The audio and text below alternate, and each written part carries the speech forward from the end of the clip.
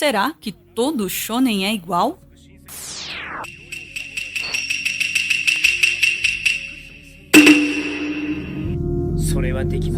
Por conta do enorme sucesso de obras como Cavaleiros do Zodíaco, Dragon Ball, Yu Yu Hakusho e mais recentemente Naruto, One Piece, Bleach e os seus sucessores, shonen acabou virando sinônimo do que a gente pode chamar de Battle Shonen, ou como eu prefiro, o shonen de lutinha. A questão é que, antes de mais nada, a gente tem aqui um problema de nomenclatura. No Japão, os mangás são publicados com uma delimitação de público-alvo bem específica e marcada. Eles são divididos, na maior parte das vezes, por gênero e idade. Shonen significa menino. Logo, mangás shonen são qualquer mangá publicado em alguma revista direcionada ao público masculino infanto-juvenil. Ponto. Shonen não é exatamente um gênero narrativo, como aventura, comédia, romance, ficção científica, etc. É só uma delimitação de público-alvo. É basicamente o que um editor e um comitê executivo de alguma editora japonesa acreditam que se encaixa na ideia deles do que pode vender entre meninos de 10 a 16 anos mais ou menos. Então, isso é shonen, isso é shonen, isso é shonen, isso é shonen, isso é shonen, isso é shonen e isso é shonen. Só que quando a gente fala de shonen, a gente sabe exatamente do que tá falando, sem hesitar. A gente tá falando disso aqui. Quando alguém diz que My Hero Academia é clichê e é só mais um shonen, ninguém tá falando que ele é uma cópia de Bobobobô Bobobô. A gente sabe muito bem que a implicação aqui é que ele é muito parecido com Naruto. Mas como? O que faz um shonen de lutinha ser entendido como um shonen de lutinha? Em 2015, o autor de JoJo's Bizarre Adventure, Hirohiko Araki, lançou o livro Mangá em Teoria e na Prática, ou Araki Hirohiko no Manga Jutsu, ou seja, a técnica de mangá de Hirohiko Araki, que é exatamente o que o título diz, a técnica de fazer mangá de Hirohiko Araki. O livro é direcionado primariamente a quem quer escrever mangás numa revista como a Shonen Jump e quem quer fazer sucesso por muito tempo, que é o que ele chama de método de ouro ou estrada real. Ele reconhece que muitas das dicas que ele está dando não servem caso você queira fazer um trabalho autoral mais curto, com uma proposta talvez um pouco mais fora do mainstream. Ele está ensinando especificamente a criar Narutos e Dragon Balls aqui. O livro tem várias dicas interessantes e eu recomendo bastante por diversos motivos. Eu gosto particularmente de quando ele fala da importância da primeira página de um mangá, das dicas de caracterização de personagem para que a imagem dele já faça o leitor entender como ele é e de como ele lista os 4 principais elementos da estrutura do mangá em ordem de importância: personagens, história, cenário e temas.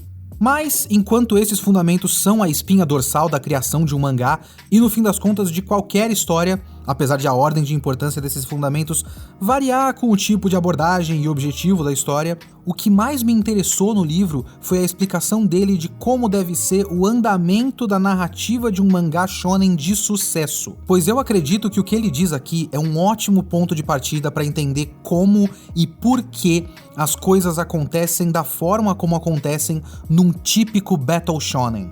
Antes de mais nada, ele introduz o conceito de Kisho Tenketsu, ou seja, introdução, desenvolvimento, virada e conclusão. Primeiro, no Ki, o personagem é introduzido. Depois, no Sho, ele encontra o vilão ou o problema da história. Depois, no Ten, temos as tentativas de resolver o problema. E por fim, no Ketsu, nas palavras de Hirohiko Araki, uma vitória ou um outro tipo de final feliz. E eu acho essa escolha de palavras interessantíssima, porque logo depois ele introduz o que ele chama de a regra da ascensão e queda. E é aqui que temos a chave da base da estrutura dos shonens de luta, que é basicamente isto aqui. O que o Araki demonstra aqui é que a estrutura de um mangá shonen de luta deve ser sempre uma curva ascendente. De acordo com ele, o protagonista sempre sobe, ou seja, o protagonista sempre vence. Seja trabalhando em histórias longas ou curtas, Quando se cria a história, as duas regras primordiais que se deve seguir são a estrutura do Ki, Sho, Ten, Ketsu e o fato de que o protagonista está sempre em ascensão. Mesmo que se mude a estrutura para um Ki, Sho, Ten, Ketsu, em cada Ten, seu protagonista deve sempre crescer. Antes de mais nada, é importante lembrar que o lema da Jump, por exemplo, é amizade, superação e vitória. O Paul Gravett, por exemplo, relaciona esses valores aos esforços de reconstrução do Japão pós-Segunda Guerra Mundial. O que parece vender a Shonen Jump e outros títulos para garotos de 6 a 60 anos são seus valores de amizade, perseverança e triunfo. Ao sobreviver à luta pela reconstrução de seu país desde a guerra e agora a reavivar a economia após a recessão, os japoneses continuam a encontrar inspiração e consolo nos heróis do shonen mangá. A amizade é um dos fatores que fazem com que a maior parte desses shonens tenham grupos de personagens se ajudando contra os inimigos. É um elemento comum com outro subgênero muito popular e frequente nos mangás para meninos, que é o mangá de esporte. Mesmo mangás sobre esportes individuais costumam usar equipes de atletas em competições contra outras equipes. E em mangás de luta é extremamente frequente que haja o grupo de amigos do protagonista e até o famigerado poder da amizade se fazendo presente.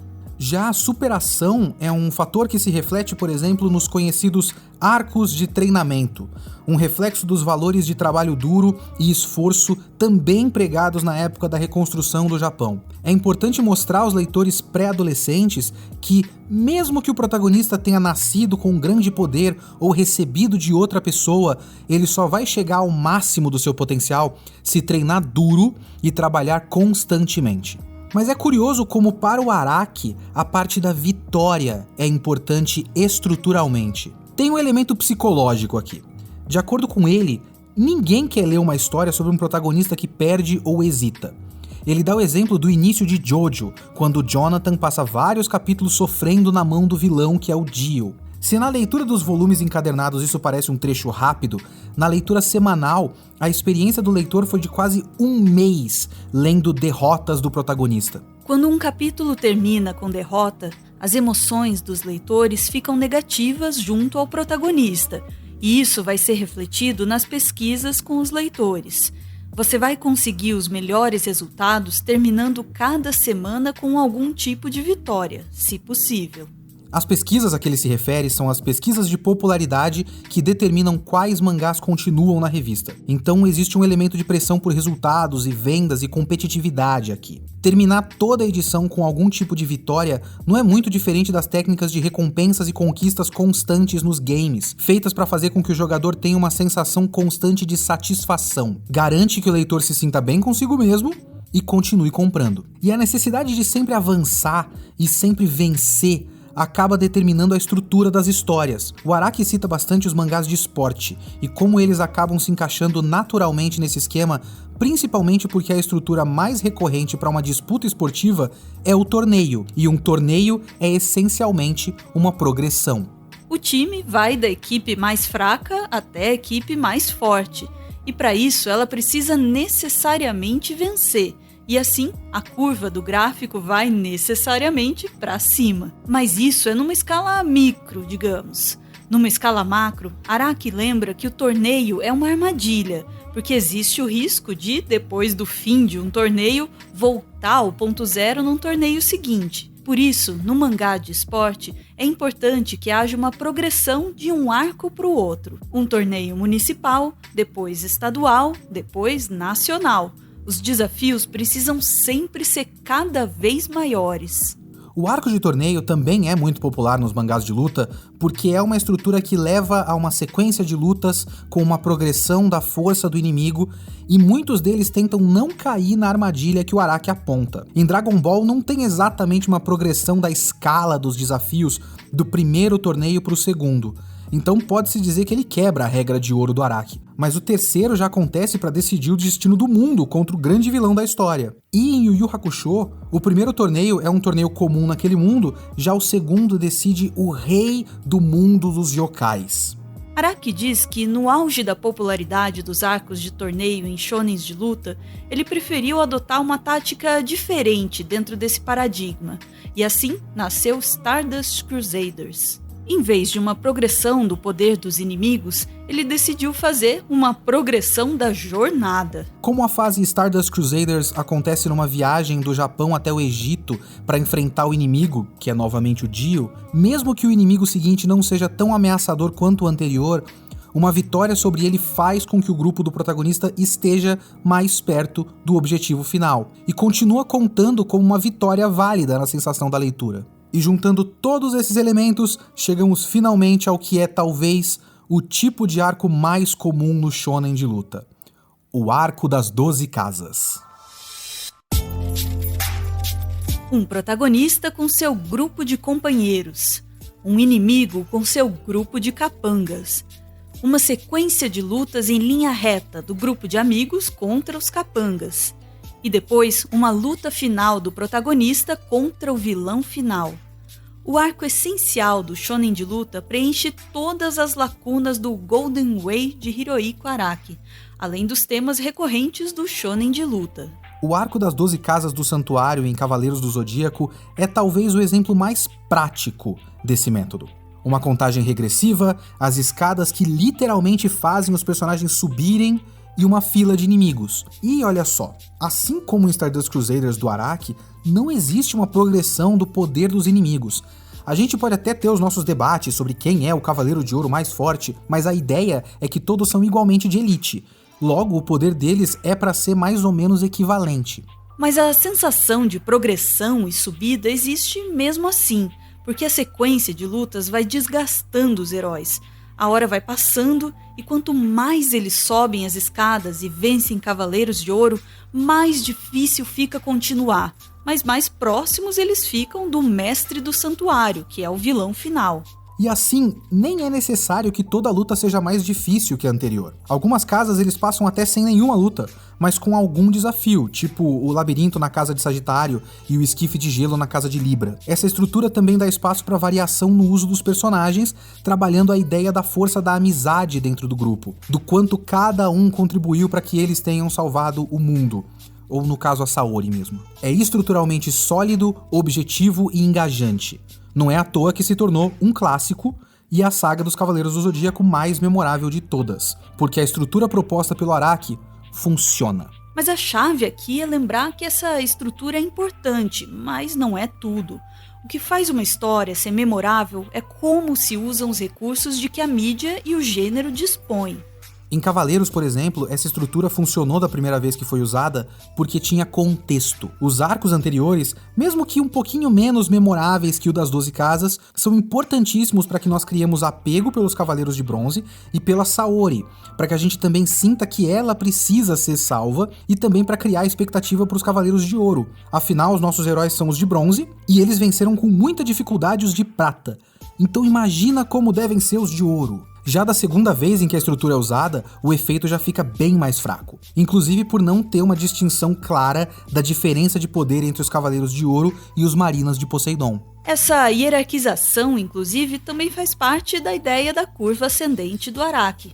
E é extremamente comum em shonens de luta, para sempre criar a sensação de que existe algo acima, mais poderoso. É só ver, por exemplo, os espadas que são literalmente numerados em Bleach, ou as categorias de piratas em One Piece, com os 4 imperadores acima dos supernovas, o grupo do qual o Luffy faz parte. Ou mesmo a ideia de que os diferentes oceanos nos quais One Piece se passa vão ficando cada vez mais perigosos e lar de inimigos cada vez mais poderosos. É o uso da fórmula que determina o quanto o mangá vai funcionar. Em Samurai X, por exemplo, o arco do Juppongatana é um uso curioso da fórmula, pois se em um ponto da história a estrutura está sendo usada à risca, com um local específico e uma fila de inimigos em direção ao vilão principal, existe também uma ameaça em outro lugar, sendo enfrentada por um outro grupo de personagens, e a tensão reside no fato de que o nosso herói não pode cuidar das duas coisas ao mesmo tempo.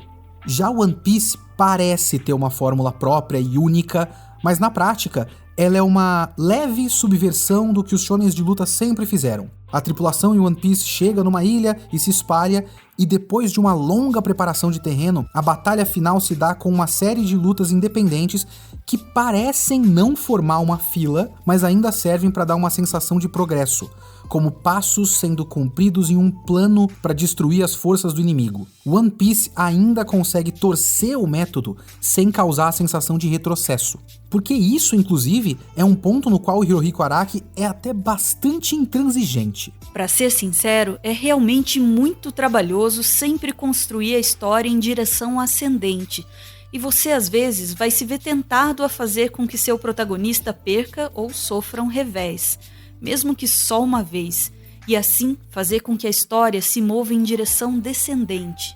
Mas você não deve cair nessa tentação e quebrar as regras da estrada real. Ele admite histórias que usem deliberadamente uma estrutura de queda, histórias de decadência, como no exemplo dele, histórias de zumbi como Walking Dead. Mas num shonen de luta, nenhum momento pra ele pode ser negativo. O protagonista não pode desistir pra depois recobrar sua determinação, não pode ser capturado pra depois se libertar. Não, apenas vitórias. Se a negatividade continua, se ele sempre tenta e nunca consegue, você iria querer continuar lendo uma história tão depressiva? Não é como se essa regra também nunca fosse quebrada. Inclusive, muitos shonens de sucesso criam momentos marcantes justamente ao quebrar essas regras, porque quebrar um padrão é sempre um choque. Mas não é de se estranhar que mangás como Hunter x Hunter acabem confundidos com uma desconstrução do shonen quando se tem uma mentalidade tão fechada em torno de nunca desagradar o leitor. Ou shonens como Fullmetal Alchemist e Attack on Titan, que inclusive não saem na Shonen Jump, apesar de essa fórmula não se limitar aos mangás da Jump. Eles dois parecem muito especiais, já que eles não se conformam a esse formato baseado numa sequência de lutas, além de investir em diversos momentos de crise e derrota para criar tensão. O livro de Hirohiko Araki não é uma tabuleta sagrada com os mandamentos seguidos por todos os autores de sucesso. É apenas um guia pessoal de um autor que fez sucesso dentro do sistema.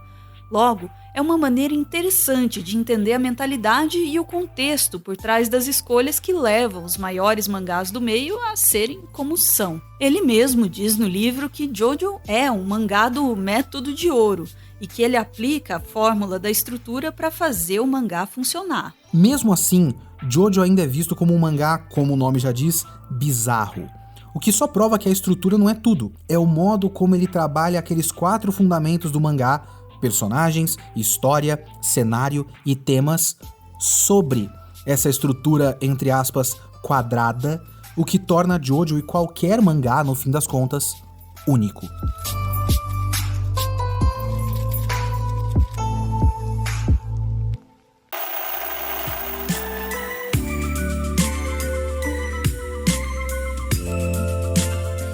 Esse é o Leonardo Kitsune, responsável pela pesquisa e pelos roteiros do Meteoro.do, nosso espaço sobre animes e mangás aqui no Meteoro. Ele é editor sênior da Marvel no Brasil, tradutor de quadrinhos Marvel e DC e até de videogames de quando em quando. Ele também tem o podcast Kitsune da Semana, um podcast de resenhas que sai toda semana, tirando quando não sai.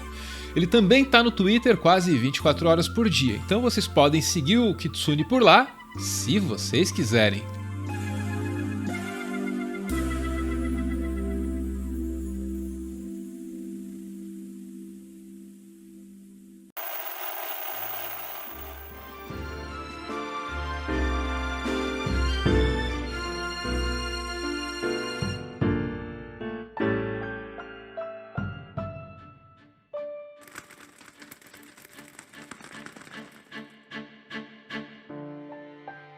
Muito obrigado por ver esse vídeo até o final. O Meteoro é mantido graças a uma campanha de financiamento coletivo. Quem participa aparece aqui no finalzinho, que é para receber o nosso agradecimento e para homenagear quem ama.